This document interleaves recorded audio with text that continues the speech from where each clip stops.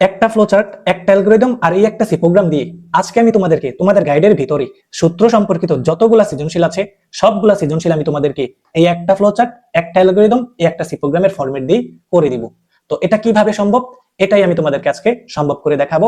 তোমাদেরকে একটা একটা করে সৃজনশীল আমি আজকে তোমাকে সমাধান করে দেখিয়ে দিব যে একটা ফ্লোচার্ট, একটা অ্যালগরিদম, একটা সি প্রোগ্রাম পারলেই তুমি এই টাইপের মানে সূত্র সম্পর্কিত যতগুলা টাইপের সৃজনশীল আছে সবগুলো তুমি সমাধান করতে পারবে। তুমি যত দুর্বল স্টুডেন্ট হও না কেন, এই ক্লাসটা দেখার পর ইনশাআল্লাহ তোমার এই সূত্র সম্পর্কিত ফ্লোচার্ট, অ্যালগরিদম, সি প্রোগ্রাম বা এই সূত্র সম্পর্কিত সৃজনশীল গুলোতে তোমার আর কোনো সমস্যা থাকবে না। তোমাদের যদি ক্লাসটা ভালো লাগে অবশ্যই ভাইয়াকে জানাবে, এরপরে আমি ইনশাআল্লাহ সূত্র সম্পর্কিত এরপর আর যে যে টাইপের সৃজনশীল আছে সেগুলো তোমাকে আলাদা আলাদা ভিডিও দিয়ে বুঝাই দিব। তো চলো, প্রথমে আমরা তোমাকে স্ক্রিনে দেখো একটা সৃজনশীল দিয়েছি, চট্টগ্রাম বোর্ড 2017 সালে এসেছিল। এই চট্টগ্রাম বোর্ড 2017 সালে কি লেখা ছিল আর কি বলেছে, কি বের করতে বলেছে ওইটা তোমরা খেয়াল করো। বলেছে বাংলাদেশ ও নিউজিল্যান্ডের ক্রিকেট খেলায় টসে জিতে বাংলাদেশ প্রথমে ব্যাট করে। বাংলাদেশের ব্যাটিং এর পর দেখা গেল সাবেরের রান এ, মনিরের রান সংখ্যা বি, মিজানের রান সংখ্যা সি। সকলেই আশা করি বাংলাদেশ জিতবে। তো এই উদ্দীপকটা থেকে গ নাম্বারটা তোমরা খেয়াল করো, গরুর গ নাম্বারটা বলেছে উদ্দীপকের আলোকে সাবের, মনির ও মিজান এই তিনজনের গড় রান বের করার ফ্লোচার্ট লেখো। তো বলতো তিনজনের রান কি দেওয়া আছে? একজনের রান দেওয়া আছে এ, একজনের রান দেওয়া আছে বি, একজনের রান দেওয়া আছে সি। এখন এই তিনজনের রানের গড় তোমাকে বের করতে বলেছে ফ্লো চার্টের সাহায্যে। এখন তোমার ভাইয়া অবশ্যই গড়ের সূত্রটা একটু জানতে হবে। গড়ের সূত্র সবাই জানো, যেহেতু এখানে তিনজনের রান দিয়েছে, তিনজনের রান যোগ করে তুমি 3 দিয়ে ভাগ করবে। যদি 4 জনের বলতো 4 জনের সংখ্যাটা বা রানটা তুমি যোগ করে 4 দিয়ে ভাগ করতে, তাহলে বলতো সূত্রটা কি হবে? সূত্রটা হবে, গড়ের সূত্রটা হবে A plus B plus C divided by, যেহেতু 3 জনের রান 3 দিয়ে ভাগ করবে। আর গড়কে তুমি কষ্ট করে এভারেজ দ্বারা প্রকাশ করবে, এভিজি। এভিজি মানে গড়। এই যে এটা হলো গড়ের সূত্র। তুমি জাস্ট এই গড়ের সূত্রটাই যদি খালি আনতে পারো, এই সূত্রটা আনতে পারলেই তুমি এটা ফ্লোচার্ট, অ্যালগরিদম, সি প্রোগ্রাম করতে পারবে। তো উদ্দীপক থেকে আমাদের সবচেয়ে বেশি গুরুত্বপূর্ণ হলো এই সূত্রটা আনতেই হবে। সূত্র যদি ভুল করো তাহলে কিন্তু তুমি এই ফরম্যাট গুলো শিখলেও আর পারবে না। তো চলো, আমাদের গ নাম্বারে কিন্তু বলেছে ফ্লোচার্ট তৈরি করার জন্য। এর জন্য আমরা এই ফ্লোচার্টটার দিকে খেয়াল করি। প্রথমে আমরা সব সময় দেবো স্টার্ট, এরপরে আমরা লিখবো ইনপুট। ইনপুট মানে কি জানো? তুমি যে সূত্রটা বানিয়েছো বা পেয়েছো উদ্দীপক থেকে, এই সূত্রটার ইকুয়াল দেওয়ার পর এই যে ইংরেজি যে বর্ণমালাগুলো আছে এগুলোকে বলা হয় ইনপুট। তাহলে তুমি ইনপুট কি কি এসেছে বলো তো? এ কমা বি কমা সি এভাবে লিখে দিবি। আমি আশা করি তোমাকে এটা বোঝাতে পেরেছি। এরপরে এখানে এখানে আমরা সূত্রটা লিখবো। তো আমাদের পরীক্ষায় কিন্তু সবসময় এই সূত্রটা আসবে না। তো 2017 সালে চট্টগ্রাম বোর্ডে এই এভারেজের সূত্রটা এসেছে। এখন তুমি এখানে লিখবে কি বলতো ভাইয়া? তুমি লিখবে এভারেজ ইকুয়াল টু, এই যে এই সূত্রটা লিখবে A plus B plus C divided by 3 দিবে। আমি ডিভাইডেড বাইটা এভাবে দিয়েছি, চাইলে এভাবে দিতে পারো, কোনো সমস্যা নেই। তো এভারেজের সূত্রটা তুমি এখানে লিখবে। তো আমার এখানে জায়গা নেই, তোমরা একটু বড় করে এটা লিখবে, এটা আয়তের ভিতরে লিখবে। এরপরে এখানে লিখবে প্রিন্ট। প্রিন্ট লেখার পর এই সূত্রটার নাম কি? এই সূত্রটার নাম হলো এভারেজ। বা তোমাকে কি বের করতে বলা হয়েছে? তারা কিন্তু বলেছে গড় বের করতে। তাহলে গড়কে আমরা কি দ্বারা প্রকাশ করেছি? এভারেজ। এর জন্য সবাই লিখবে প্রিন্ট এভারেজ। মানে এখানে তুমি দিবে এই সমান সমানের বাম দিকে যে সূত্রের নামটা দিয়েছো এই সূত্রের নামটা দিবে, এরপরে তুমি স্টপ দিয়ে দিবে। আর এই কাজটা করতে পারলেই আমাদের কিন্তু উত্তরটা হয়ে যাবে। এতটুকু করতে পারলেই কিন্তু তুমি 3-3 পেয়ে যাবে। তো আশা করি সবাই এই ফ্লোচার্টটা বুঝতে পেরেছো, কিভাবে উত্তর করতে হয় এটা তোমাকে আমি বুঝাতে পেরেছি। সূত্রটা পরীক্ষায় চেঞ্জ হতে পারে, ইনপুট গুলো চেঞ্জ হতে পারে, এগুলোই এইভাবে আমরা ফ্লোচার্টটা করব। তো আশা করি সবাই চট্টগ্রাম বোর্ড 2017 সাল বুঝতে পেরেছো। এবার আমি তোমাদেরকে চট্টগ্রাম বোর্ড 2025 সালের সৃজনশীলটা সমাধান করাবো। তো আমি তোমাদেরকে কি বলেছিলাম? একটা ফ্লোচার্ট, একটা অ্যালগরিদম, একটা সি প্রোগ্রামের ফরম্যাট দিয়ে আমরা উত্তরগুলো করার চেষ্টা করব। তো তোমরা খেয়াল করো স্ক্রিনে, চট্টগ্রাম বোর্ড 2025 সালে উদ্দীপকে দেখা একটা ত্রিভুজ দেওয়া আছে। তো ত্রিভুজের নিচের দিকে যে বাহুর মানটা, ওই বাহুর মানটা দেওয়া আছে x। এরপর একটু ডান দিকে দেখো, একটা বাহুর মান আছে y আর একটা বাহুর মান আছে z। তাহলে ত্রিভুজের 3টা বাহু দেওয়া আছে 3 রকম, একটা x, একটা y, একটা z। তাহলে এই ত্রিভুজটাকে বলা হয় বিষম বাহু ত্রিভুজ। কি বাহু ত্রিভুজ বলতো? বিষম বাহু ত্রিভুজ। এখন তোমাকে গ নাম্বারে কি বলেছে খেয়াল করো, লিখেছে উদ্দীপকে উল্লেখিত চিত্রটির পরিসীমার নির্ণয়ের অ্যালগরিদম লেখো। এখন পরিসীমা মানে কি তুমি জানো? পরিসীমা মানে হলো যেই চিত্রটা উদ্দীপকে দেওয়া থাকবে ওই চিত্রটার প্রত্যেকটা বাহুর যোগফল। তাহলে উদ্দীপকের যে চিত্রটা দেওয়া আছে এটা কিন্তু একটা ত্রিভুজ। এই ত্রিভুজের 3টা বাহু আছে, একটার নাম x, একটার নাম y, একটার নাম z। আর এই x, y, z এই 3টা মান যদি তুমি যোগ করো, মানে 3টা বাহু যদি যোগ করো তাহলে পরিসীমা পাওয়া যায়। যদি 4টা বাহু থাকতো এই চিত্রটা, তাহলে আমরা 4টা বাহু যোগ করতাম। পরিসীমা মানেই যে চিত্রটা দেওয়া থাকবে ওই চিত্রটার প্রত্যেকটা বাহুর যোগফল। তাহলে আমাকে বলো তো, এই পরিসীমাকে যদি আমরা p দ্বারা প্রকাশ করি তাহলে এটা সূত্রটা কি হবে? সূত্রটা হবে x plus y plus z. তাহলে বলো তো আমরা পরিসীমার সূত্র কি পেলাম? পরিসীমার সূত্র পেলাম P equal to x plus y plus z. এটা হলো পরিসীমার সূত্র। তো পরিসীমার সূত্র যদি এটা তুমি ভালো করে উদ্দীপকটা থেকে আনতে পারো তাহলে তুমি উত্তরটা করতে পারবে। এখন পরিসীমার নির্ণয়ের কি বের করতে বলা হয়েছে তোমাকে? অ্যালগরিদম। তুমি আমাকে বলো এই তিনটা থেকে কোনটা অ্যালগরিদম? এটা অ্যালগরিদম। এই অ্যালগরিদমটা যে ফরম্যাটটা এটা দিই আমি তোমাকে এটার গ নাম্বারটা করাবো। তো সর্বপ্রথম তুমি লিখবে ধাপ 1 প্রোগ্রাম শুরু করি। ধাপ 2 ইনপুট ধ্যাস নেই। এই ধ্যাসের জায়গায় তোমার যে সূত্রটা এনেছো, তুমি যে সূত্রটা উদ্দীপক থেকে এনেছো এটার ইকুয়াল দিয়ে এক্স ওয়াই জেড যে লেখাটা আছে এগুলোই ইনপুট। তাহলে বলো তো ইনপুট কি? ইনপুট হলো এক্স ওয়াই জেড। এই যে এইভাবে তুমি পূরণ করবে। ইনপুট এক্স ওয়াই জেড নেই। 3 নাম্বার ধ্যাস নির্ণয় করি। ধ্যাস মানে তুমি সূত্রটা লিখবে, সূত্রটা নির্ণয় করি। তাহলে বলো আমাদের কোন সূত্র এসেছে? P equal to x plus y plus z. এরপরে তুমি লিখবে নির্ণয় করি। ভাইয়া তোমাকে কিন্তু সূত্রটা ভালো মতো শিখতে হবে, বা উদ্দীপকে কোন সূত্রটা এসেছে ওইটা ধরতে হবে। এগুলো তোমাকে আমি ভালো মতো বুঝিয়ে দিচ্ছি। ধাপ 4 ধ্যাস ছাপাই। যে সূত্রটা, এটা কার সূত্র? এটা হলো পরিসীমার সূত্র, পি এর সূত্র। এর জন্য তুমি লিখবে পি ছাপাই। আশা করি সবাই বুঝতে পেরেছো। ধাপ 5 লিখবে প্রোগ্রাম শেষ করি।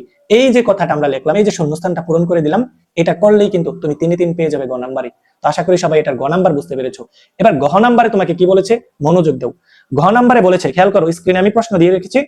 বলেছে উদ্দীপকে উল্লেখিত চিত্রটির ক্ষেত্রফল নির্ণয়ের জন্য সি ভাষায় প্রোগ্রাম লেখো।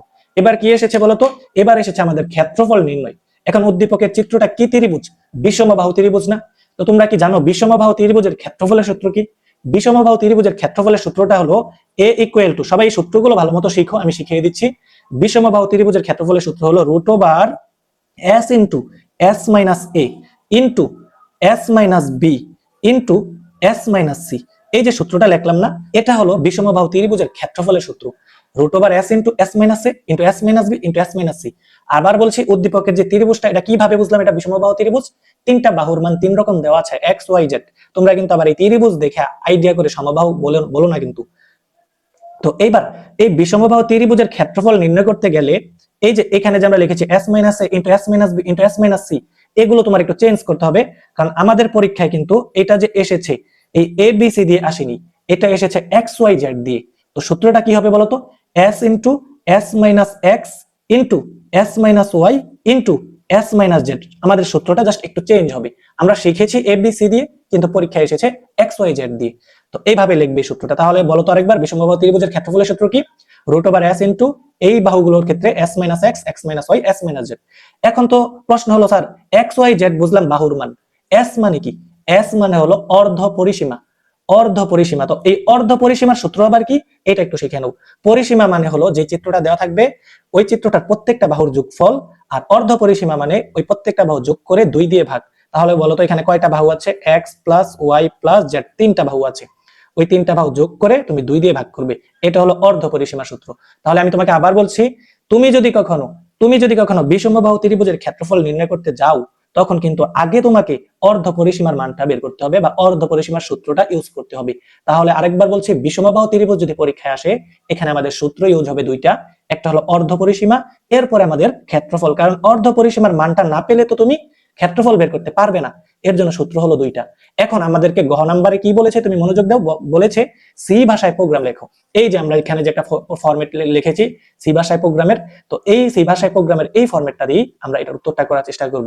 সব সময় সবাই লিখবে হ্যাশ ইনক্লুড stdio.h, এরপরে লিখবে ইন্ট মিন, এরপর একটা সেকেন্ড ব্র্যাকেট দিয়ে লিখবে ইন্ট বা ফ্লোয়েট। এখন তুমি কোনটা দিবে শোনো, তুমি দিবে হলো এই সূত্রটার দিকে একটু তাকাবে। এই সূত্রটার দিকে তাকিয়ে তুমি বলো তো, এটার যদি আমরা অঙ্কটা করতাম, এই যে আমরা 9 10 কিন্তু এই ধরনের অঙ্ক করেছি, এটার যদি এই সূত্রটা দিয়ে যদি আমরা অঙ্ক করতাম, অঙ্কের মানটা কি পয়েন্টে আসার একটা সম্ভাবনা আছে না? পয়েন্টে একটা আসার কিন্তু সম্ভাবনা আছে, যেহেতু এখানে রুট গুণ ভাগের বিষয়বস্তু আছে, তাই এই মানটা কিন্তু পয়েন্টে আসতে পারে। তাহলে এখানে আমরা লিখেছি তুমি ইন্ট লিখবে নয়তো ফ্লোয়েট লিখবে। যদি তোমার কাছে মনে হয় যে উত্তরটা পূর্ণ সংখ্যায় আসতে পারে তাহলে দিবে ইন্ট, আর যদি তোমার কাছে মনে হয় যে উত্তরটা পয়েন্টে আসতে পারে তাহলে তুমি দিবে ফ্লোয়েট। আমরা তার উত্তর দেখতে পারবো না, সূত্রের অবস্থাটা দেখে আমরা এটা বোঝার চেষ্টা করব। তাহলে দেখো এই সূত্রে কিন্তু আমরা রুট রুটের কাজ আছে, এর জন্য আমরা কিন্তু ইউজ করব এখানে ফ্লোয়েট। বলো তো আমরা এখানে কি লিখবো? ইন্ট না লিখে আমরা লিখবো প্রথমে কি, এই দিলাম ফ্লোয়েট। তো আশা করি সবাই এটা বুঝতে পেরেছো। এরপরে ইন লিখেছি, ইন মানে তুমি ইনপুট গুলো লিখবে। ইনপুট গুলো কি বলতো?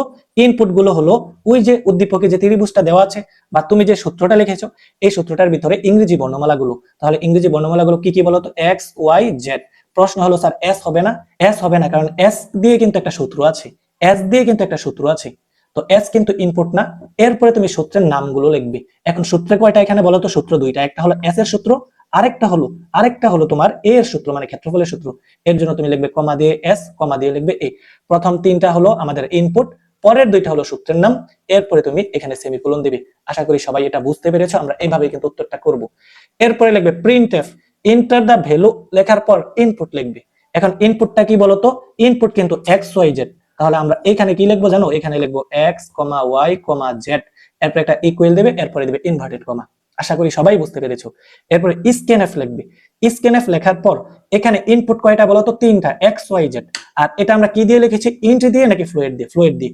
যদি ফ্লোয়েট দিয়ে কখনো ইনপুট গুলো লেখা হয় তখন এখানে লিখবে percent F, percent F, percent F. এখন প্রশ্ন হলো পার্সেন্ট এফ আমরা কয়বার লিখেছি বলতো? তিনবার। তিনবার লিখলাম কেন?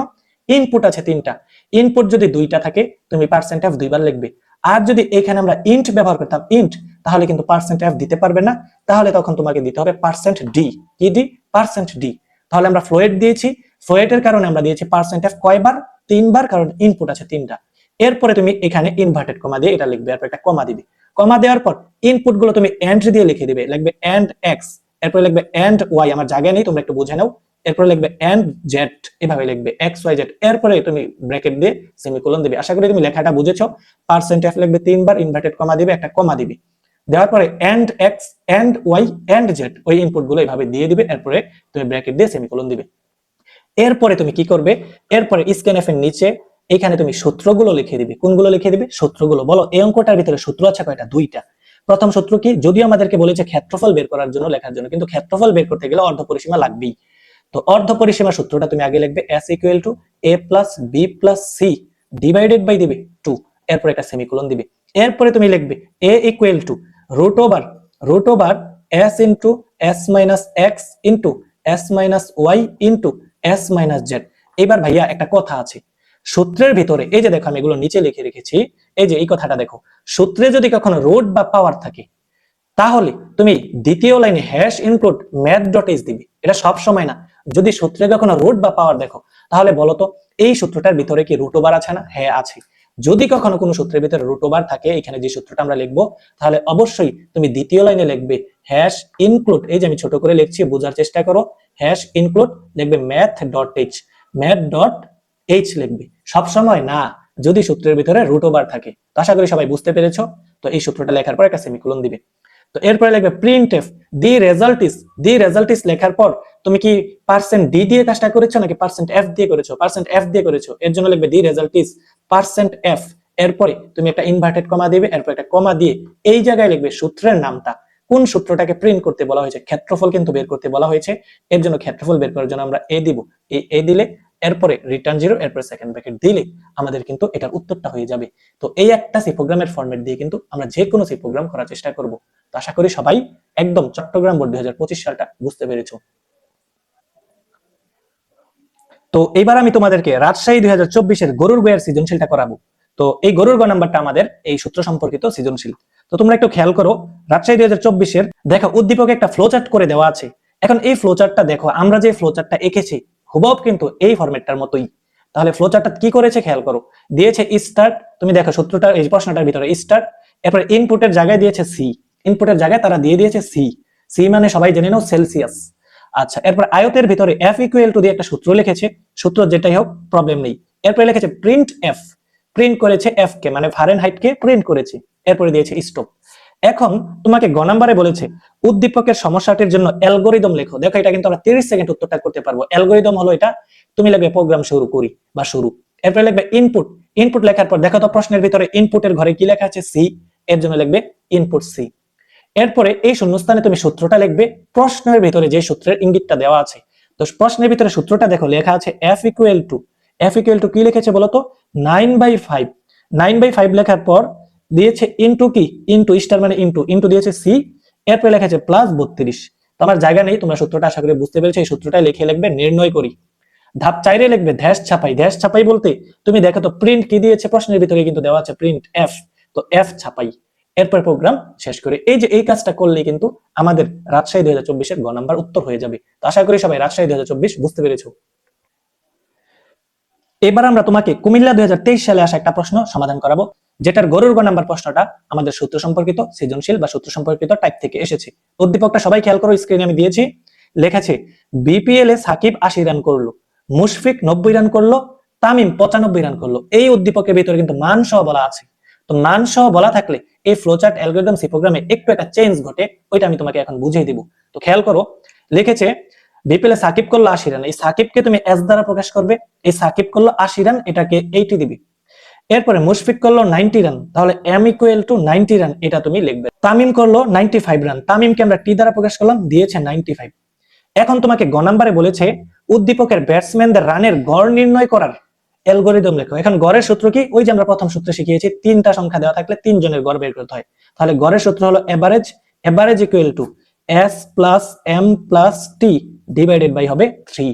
আশা করি সবাই সূত্রটা বুঝেছো।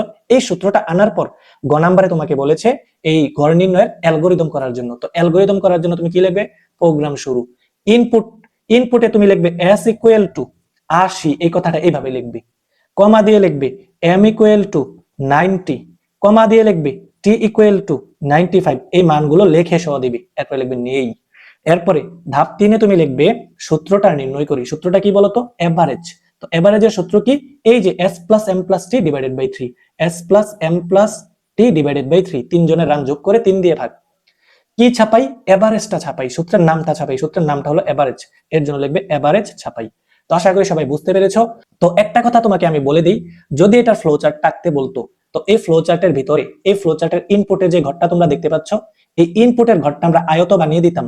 কখন এই ইনপুটের ঘর আয়ত বানিয়ে দিবে? শোনো, যখন দেখবে ইনপুটের মানগুলো দেওয়া থাকবে। এই যে আমি এখানে লিখে রেখেছি, তোমরা খেয়াল করো, ইনপুটের মান থাকলে মানে মানগুলো যদি দেওয়া থাকে, তাহলে ইনপুটের ঘরটি আয়ত বানিয়ে দিবি। আয়ত বানিয়ে দেওয়ার পর মানগুলো লিখে দিবি। এই যে এইভাবে লিখে দিতাম। এই ইনপুট কথাটা তুমি লিখবে না, লিখে দিতা s equal to 80, m equal to 90, t equal to 95। এই ফ্লো চার্টে জাস্ট এই চেঞ্জটা তুমি করে দিতে, যদি ফ্লো চার্ট করতে বলতো। আর সি প্রোগ্রামে কি চেঞ্জ হবে জানো? সি প্রোগ্রামের ভিতরে হ্যাঁ আমরা এখানে ইনপুট টিনপুট লিখে সূত্রের নাম লিখে সেমিকোলন দিব। এরপরে তুমি এই প্রিন্টএফ আর স্ক্যানএফ যে দুইটা অংশ দেখতে পাচ্ছ, এই দুইটা অংশ আমরা দিব না।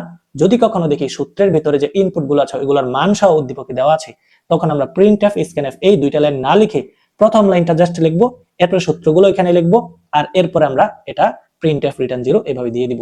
তো আশা করি তোমরা বুঝতে পেরেছো। সামনে আমরা এমন সৃজনশীল তোমাদেরকে করাবো।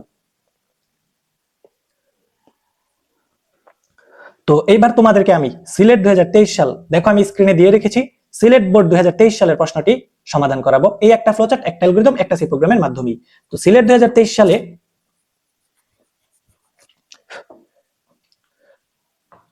সিলেট 2023 সালের উদ্দীপকে দেখো একটা ফ্লো চার্ট করা আছে। দেখো এই ফ্লো চার্টটাও কিন্তু আমাদের এই ফ্লো চার্টটার মতো দেখতে। তো প্রথমে লিখেছে স্টার্ট, এরপর লিখেছে ইনপুটের জায়গায় লিখেছে এফ, এরপর একটা সূত্র লিখেছে C equal to 5 into F minus 32 divided by 9। এরপর প্রিন্ট কি দিয়েছে বলো তো? সি। উদ্দীপকে তোমরা খেয়াল করো, আর একদম নিচে লিখেছে ইন্ট। আচ্ছা, এবার গ নাম্বারে তোমাকে বলেছে উদ্দীপকের প্রবাহ চিত্রটির অ্যালগরিদম লেখো। এই যে এই অ্যালগরিদমটা দিয়ে কিন্তু আমরা উত্তরটা করব। তো ইনপুট কি হবে বলতো? ইনপুট হবে এফ। এই যে আমাদের কিন্তু উদ্দীপকে দেওয়া আছে, তোমরা খেয়াল করো এফ দেওয়া আছে, ইনপুট দিবে এফ। আর তৃতীয় ঘরে এখানে তুমি সূত্রটা লিখে নির্ণয় করে লিখবে। তো সূত্রটা কি? সূত্রটা হলো C equal to 5 into F minus 32 divided by কত বলতো? 9। এই সূত্রটা তুমি লিখবে, জাস্ট সূত্রটা আমাদের আনতে হবে। এরপরে লিখবে ধ্যাস ছাপাই। দেখো উদ্দীপকের যে ফ্লোচার্টটা আছে এটা 4 নম্বরে লিখেছে প্রিন্ট সি, মানে সি ছাপাই, এর জন্য তুমি এখানে লিখবে সি ছাপাই। এরপরে লিখবে প্রোগ্রাম শেষ করি। শেষ। এইভাবে এতটুকু করতে পারলে গয়ে তুমি 3-3 পেয়ে যাবে। এবার তোমরা গহ নাম্বারটা খেয়াল করো। গহ নাম্বারে লেখা আছে উদ্দীপকের প্রবাহ চিত্রটির সি ভাষায় কোড লেখো। তো সি ভাষায় কোড তো এটা, তো এটা করলে তুমি কি করবে? প্রথমে লিখবে hash include stdio.h int main, এরপরে তুমি এখানে লিখবে ইন্ট বা ফ্লুইড। সবাই শুনে রাখো, এই জায়গায় লিখবে ইন্ট বা ফ্লুইড। এবার যে তোমরা যে সূত্রটা দেখতে পাচ্ছ উদ্দীপকের যে সূত্রটা C equal to 5 into F minus 32 divided by 9, এই অঙ্কটা কিন্তু এখানে ভাগ টাগের একটা কাজ আছে, তাই পয়েন্টে আসতে পারি। এর জন্য তোমরা ইন্ট না দিয়ে দিবে কি? ফ্লুইড। আবার বলছি, আমরা ইন্ট দিতাম। তোমরা একটা কথা মনে রাখো, দুটি সংখ্যার যোগফলের ক্ষেত্রে এরপরে এই যোগটোগের ক্ষেত্রে আমরা ইন্ট দিব, আর গুণ ভাগ যদি এই ধরনের কোনো সূত্র আমরা দেখি, রুট দেখি, স্কয়ার দেখি, তখন আমরা ফ্লুইড দিয়ে করব। আশা করি সবাই বুঝতে পেরেছো। আচ্ছা, ফ্লুইড দেওয়ার পর এরপরে তুমি ইনপুট গুলো লিখবে। এই সূত্রের ভিতরে ইনপুট কি? ইনপুট হলো এফ। একটা কমা দিয়ে সূত্রের নামটা লিখবে। সূত্রের নাম হলো সি, এই যে সি, এরপরে তুমি লিখবে সি, এরপর একটা সেমিকোলন দিবে। আশা করি সবাই বুঝতে পেরেছো। ফ্লুইড লেখার পর ইনপুট, এরপর সূত্রের নাম, এরপর সেমিকোলন। এরপরে লিখবে প্রিন্ট এফ, ইন্টার ভ্যালু লেখার পর ইনপুট গুলো লিখবে। ইন্টার ভ্যালু লেখার পর এখানে ইনপুট গুলো লিখবে। ইনপুট কি? ইনপুট হলো আমাদের এফ।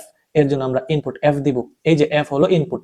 এরপরে ইকুয়াল দেওয়ার পর ইনভার্টেড কমা দিয়ে একটা ব্র্যাকেট দিবে, এরপরে তুমি দিবে সেমিকোলন। আশা করি সবাই বুঝতে পেরেছো। এই লাইনটা আমরা সবসময় এভাবে লিখবো। স্ক্যানএফ এর ভিতরে ইনপুট যতবার থাকবে ততবার পার্সেন্ট ডি অথবা পার্সেন্ট এফ। যদি ফ্লোয়েট দাও তাহলে দিতে হবে পার্সেন্ট এফ, আর যদি ইন্ট দাও দিতে হবে পার্সেন্ট ডি।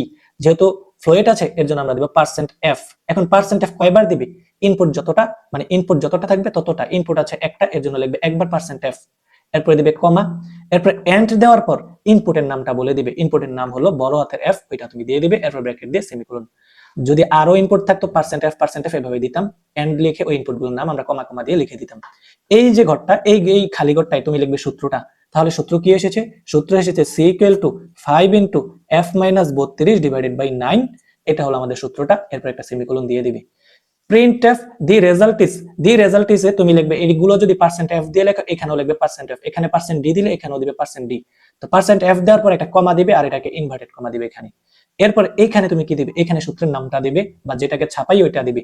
কি ছাপিয়েছিলাম? সি, এর জন্য এখানে দিবে সি। তো এবার আমি তোমাদেরকে করাবো ময়মনসিংহ বোর্ড 2023 সাল, এটাও আমাদের সূত্র সম্পর্কিত ফ্লোচার্ট অ্যালগরিদম সি প্রোগ্রাম এখানে করতে বলা হয়েছে। তো এখানে কিন্তু তোমরা উদ্দীপকে আটকে যেতে পারো, তাই উদ্দীপকটা সবাই ভালো মতো বোঝার চেষ্টা করো। তো লেখা আছে, খেয়াল করো। রমিজের বাবা তাকে 1000 টাকার একটি নোট দিয়ে বাজার করতে পাঠালেন। কত টাকার নোট? 1000 টাকার নোট। এই 1000 টাকাটাকে আমরা টি দ্বারা প্রকাশ করলাম। টি এর মান হলো 1000, মানে টোটাল টাকা হলো 1000।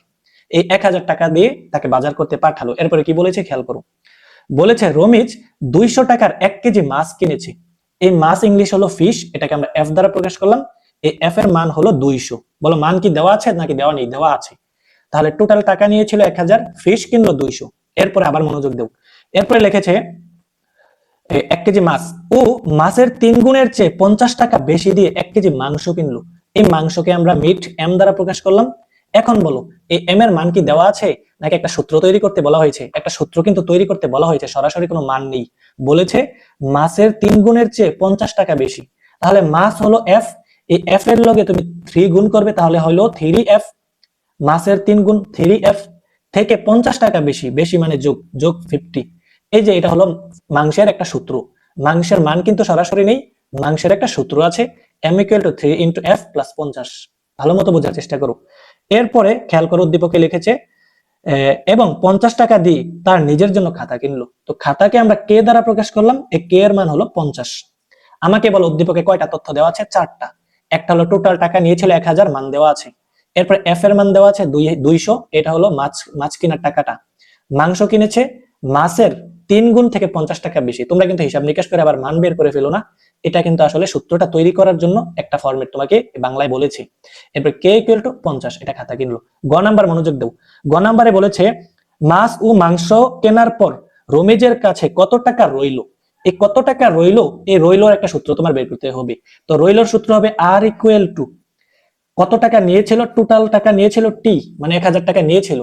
তাহলে টোটাল টাকা যদি টি হয়, এই টোটাল টাকা থেকে মাইনাস হবে কোন কোন টাকাটা মাইনাস হবে বলতো? মাছ ও মাংস কেনার পর কত টাকা রইলো।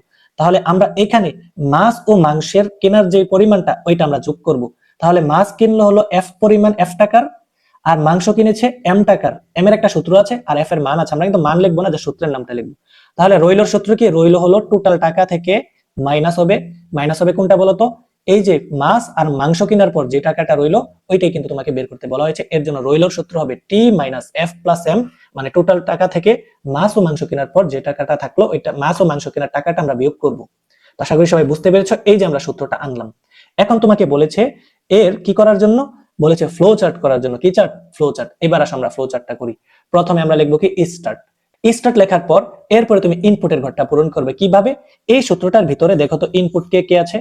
এই যে টি আছে, টি এর মান হলো 1000 দেওয়া আছে। এরপরে দেখো এফ আছে, এফ এর মান হলো 200। তাহলে এই টি আর এফ হলো ইনপুট। তাহলে ইনপুটের মান কি দেওয়া আছে নাকি দেওয়া নেই? দেওয়া আছে। যখন ইনপুটের মানটা দেওয়া থাকবে তখন কিন্তু তুমি এটাকে আয়ত বানিয়ে দিবে। আবার বলছি, যখন ইনপুটের মানগুলো দেওয়া থাকে তখন তুমি এই সামান্তরিককে আয়ত বানিয়ে দিবি, মানে এইভাবে সামান্তরিক দিতে পারবে না। যদি মান দেওয়া থাকে আর ইনপুট কথাটা লিখতে পারবে না, তখন তুমি লিখবে টি এর মান কত বলতো? টি এর মান হলো 1000, লিখবে 1000 কমা দিয়ে এফ এর মান কত বলতো? এফ এর মান 200। এখন প্রশ্ন হলো স্যার এম লিখবেন না? এম লিখবো না, কারণ এম ইনপুট না, এম এর একটা সূত্র আছে।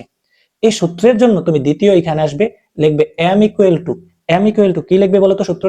সূত্রটা হলো 3 ইন্টু এফ, এরপরে লিখবে প্লাস কত? 50। এরপরে তুমি আরেকটা আয়ত দিবে, আরেকটা আয়ত দিয়ে, আয়ত কিন্তু যদি সূত্র একাধিক হয় আরেকটা আয়ত দেওয়ার চেষ্টা করবে, যদি আরো সূত্র থাকে আরো আয়ত দিব আমরা। তাহলে আরেকটা আয়তের সূত্র কি, আরেকটা আয়তের ভিতরে আমরা কোন সূত্রটা লিখবো, R equal to T minus F plus কত এম। আমি আরেকটু তোমাকে এটা ভালো মতো ক্লিয়ার করছি। প্রশ্ন হলো স্যার এফ এর সূত্র হবে না কেন, এফ এর মান আছে। টি এর সূত্র হলো না কেন, টি এর মান আছে। যদি এগুলোরও সূত্র থাকতো আমরা এই রইলোর আগে দিয়ে ওই সূত্রগুলো আবার আয়ত দিয়ে ব্যবহার করতাম। যেহেতু এই রইল সূত্রটার ভিতরে এম নামে একটা জিনিস আছে যার সূত্র আছে, এজন্য এই সূত্রটা আগে ইউজ করতে হবে। এরপরে তুমি লিখবে প্রিন্ট রইল কত টাকা, ওইটাকে প্রিন্ট করবে, এরপরে দিবে স্টপ। আবার বলছে ইনপুটের ঘরটা কিন্তু তুমি আয়ত বানিয়ে দিবে যদি মান দেওয়া থাকে, মান না দেওয়া থাকলে আমরা এইভাবে সামান্তরিক একে ইনপুট এগুলো কমা দিয়ে লিখে দিতাম। তো এই গ নাম্বারটা আশা করি সবাই বুঝতে পেরেছো। এবার গহ নাম্বারটা খেয়াল করো। গহ নাম্বারে বলেছে বাজার পরবর্তীতে রমিজের কাছে কত টাকা রইল। এইবারও কিন্তু রইল বের করতে বলা হয়েছে। এবার বাজার পরবর্তীতে, তো এবার তোমরা আমাকে বলো যে বাজার কি শুধু মাছ আর মাংসই কিনেছিল নাকি খাতাও কিনেছিল, খাতা কি সহ কিনেছিল, এর জন্য আমরা এখানে খাতা সহ অ্যাড করলাম। তাহলে এবার রইল সূত্র কি, T minus F plus M plus K. এই টি এফ এম কে এগুলোর ভিতরে কোনগুলো ইনপুট, যেগুলোর সূত্র নেই, তাহলে টি ইনপুট হবে, এরপরে এফ ইনপুট হবে, আর এম, হ্যাঁ এম কিন্তু ইনপুট না, এম এর একটা সূত্র আছে, এই সূত্রটা আমাদের আগে লিখতে হবে। এরপরে কে, কে দিয়ে কি কোনো সূত্র আছে, কে দিয়ে কোনো সূত্র নেই, কে এর মান দেওয়া আছে। এবার তোমরা আমাকে বলো তো এই মানগুলো কিন্তু পূর্ণ মান, এখানে ভাগটাগের কোনো কাজ নেই, তাই আমরা চাইলে এটা সি প্রোগ্রাম করার সময় ইন্ট দিতে পারি, ইন্ট আই এন টি, চাইলে ফ্লোয়েট দিতে পারো, ফ্লোয়েট দিলেও আমাদের অঙ্ক হয়ে যায়। তাহলে ইন্ট দেওয়ার পর ইনপুট গুলো ইকুয়াল দিয়ে লিখবি। তো ইনপুট গুলো কি আছে বলতো, টি, টি ইকুয়াল টু 1000 কমা, এরপর কি আছে এফ, এফ ইকুয়াল টু 200, এরপরে কমা। আর কোনটা ইনপুট বলতো, যার সূত্র নেই তারা হলো ইনপুট। এই যে কে এর কিন্তু কোনো সূত্র নেই, তাহলে কে ইকুয়াল টু 50, এটা তুমি লিখবে। এরপরে কমা দিয়ে তুমি যেই সূত্রগুলো এই অঙ্কটা করতে গেলে লাগে ওই সূত্রের নামগুলো লিখবি। তাহলে রইল সূত্র হলো আর, এই আর এর ভিতরে এম আছে, এম নামে একটা সূত্র আছে, এর জন্য আমাদের লিখতে হবে এম কমা আর। তো আশা করি সবাই এতটুকু বুঝতে পেরেছো। এরপরে লিখবে প্রিন্টএফ আর স্ক্যানএফ, এই দুইটা লাইন তোমরা দিবে না। কেন দিবে না, এই যে আমি এখানে লিখে রেখেছি ইনপুটের মানগুলো যদি দেওয়া থাকে, প্রথম প্রিন্টএফ আর স্ক্যানএফ এই দুইটি লাইন তুমি লিখবে না। এটা আশা করি সবাই বুঝতে পেরেছো, এই দুইটা লাইন তুমি লিখবে না। না লিখে সরাসরি তুমি এই যে খালি করে যে জায়গাটা আমরা রেখেছি এখানে সূত্রগুলো লিখবে। বলো এটার ভিতরে কোন কোন সূত্র ইউজ হয়েছে। প্রথম সূত্র M equal to 3 into F plus কত 50। এরপরে মেইন সূত্র রইল সূত্রটা R equal to T minus F plus M plus K. এইটা যদি আমরা এই পুরাটার যোগফল যদি আমরা টোটাল টাকা থেকে বিয়োগ করি তাহলে কিন্তু রইল বের হয়ে যাবে। এরপরে তুমি দিবে সেমিকোলন। এরপরে লিখবে প্রিন্টএফ দি রেজাল্ট ইজ, আমরা যেহেতু এগুলো এই ইন্ট দিয়ে লিখেছি এর জন্য তুমি দিবে পার্সেন্ট ডি, ইনভার্টেড কমা দিবে। কমা দেওয়ার পর তোমাকে কিন্তু দেখো ঘ নম্বরে রইল কত টাকা রইল ওইটাই বের করতে বলেছে। এই রইলকে আমরা আর দ্বারা প্রকাশ করব। এবার আমি তোমাদেরকে মাদ্রাসা বোর্ড 2019 সালে যে সৃজনশীলটা এসেছে এটা করাবো। এটা আমাদের এই সূত্র সম্পর্কিত একটা সৃজনশীল। কিভাবে এসেছে খেয়াল করো, উদ্দীপকটা একটু ঘুরিয়ে এসেছিল। বলেছে জেবিনের বয়স নাদিমের বয়সের 3 গুণ, ফাহিমের বয়স নাদিমের বয়সের চেয়ে 5 বছর বেশি। নাদিমের বয়সটা x বছর, তো যে নাদিম তার বয়সটা কি 5 বছর 6 বছর এভাবে বলেছে নাকি x বছর বলেছে, x বছর বলেছে। তাহলে নাদিমের বয়সটা কত বছর, x বছর। এই নাদিমের বয়সটাকে আমরা বললাম x বছর। এরপরে তুমি বলো জেবিনের বয়সটা কত হবে। জেবিনকে যদি আমরা জে দ্বারা প্রকাশ করি, জেবিনের বয়সটা হবে নাদিমের বয়সের 3 গুণ। তাহলে আমরা লিখতে পারি 3 ইনটু x, নাদিমের বয়সটা যেহেতু x বছর আর এটার সাথে আমরা 3 গুণ করলাম এই কারণে, কারণ জেবিনের বয়স নাদিমের বয়স থেকে 3 গুণ বেশি, এর জন্য 3 গুণ করলাম। এরপরে বলেছে দেখো ফাহিমের বয়স নাদিমের বয়সের চেয়ে 5 বছর বেশি। তাহলে ফাহিমকে যদি আমরা এফ বলি, তো ফাহিমের বয়সটা নাদিমের বয়স থেকে 5 বছর বেশি, তো নাদিমের বয়স ছিল x, এটার সাথে যোগ করবে 5। এই যে আমরা কিন্তু সবার সূত্র পেয়ে গেলাম। তাহলে নাদিমের কিন্তু কোনো সূত্র নেই, নাদিমের একটা মান দেওয়া আছে বা একটা ইনপুট দেওয়া আছে x, তো নাদিমের বয়সটা ইনপুট হিসেবে আমাদের অ্যাড করতে হবে। এবার গ নাম্বারে কি বলেছে, ফাহিমের বয়স নির্ণয় করার অ্যালগরিদম লেখো। তাহলে এই যে ফাহিমের সূত্রটা কিন্তু আমরা পেয়েছি, তুমি সূত্রটা বের করতে পারলেই এই উত্তরগুলো করতে পারবে। তাহলে ধাপ নাম্বার 1 আমরা লিখবো প্রোগ্রাম শুরু ইনপুট। ফাহিমের যে সূত্রটা বের করেছো এই সূত্রটার ভিতরে ইকুয়াল এর পরে ইংরেজি বর্ণমালা আছে x, এর জন্য ইনপুট হবে x। এরপরে ধাপ 3 তুমি লিখবে সূত্রটা তুমি লিখে নির্ণয় করে লিখবে। তো সূত্রটা কি পেয়েছো, f equal to x plus 5 নির্ণয় করি। ধাপ 4 তুমি লিখবে ড্যাশ ছাপাই। তো f না f ই তো তোমার ফাহিমের বয়সের সূত্রটা দিয়েছি আমরা, তাহলে আমরা লিখবো f ছাপাই। এরপরে প্রোগ্রাম শেষ করি। তুমি চাইলে f না দিয়ে অন্য কিছু দ্বারা প্রকাশ করতে পারো, বয়সকে h দ্বারা প্রকাশ করতে পারো, এভাবে লিখতে পারো। তো এই গ নাম্বার এতটুকু করলে কিন্তু তুমি 3 এ 3 পেয়ে যাবে। ঘ নাম্বারে বলেছে খেয়াল করো, বলেছে জেবিনের বয়স নির্ণয়ের জন্য সি ভাষায় প্রোগ্রাম লেখো। তো জেবিনের সূত্রটা আমরা পেয়ে গেলাম, J equal to 3 into x. তাহলে বলো তো তুমি প্রথমে কি লিখবে, হ্যাশ ইনক্লুড অ্যাস্টেরিওটিক ইন্ট, এরপর লিখবে ইন্ট। ইন্ট লেখার পর ইনপুট গুলোর নাম লিখবে। ইনপুট কি আছে, ইনপুট হলো এক্স, কমা দিয়ে সূত্রের নাম লিখবে। সূত্রের নাম হলো জে, এই জে তুমি দিবে, যেহেতু জেবিনের বয়স বের করতে বলেছে। জেবিনের সূত্র হলো এটা, নাদিমের বয়সের 3 গুণ আর কি। আচ্ছা, এরপর প্রিন্টএফ লেখার পর লিখবে ইন্টার দা ভ্যালু অফ ইনপুটটা লিখবে। ইনপুটটা হলো এক্স, ইকুয়াল দিয়ে ইনভার্টেড কমা দিয়ে একটা ব্র্যাকেট দিয়ে সেমিকোলন দিয়ে দিবে। এইভাবে এই কাজটা করতে হবে। ইনপুটটা চেঞ্জ হলে চেঞ্জ করে দিয়ে দিবে। স্ক্যানএফ, যতটা ইনপুট থাকবে ততবার পার্সেন্ট ডি বা পার্সেন্ট এফ।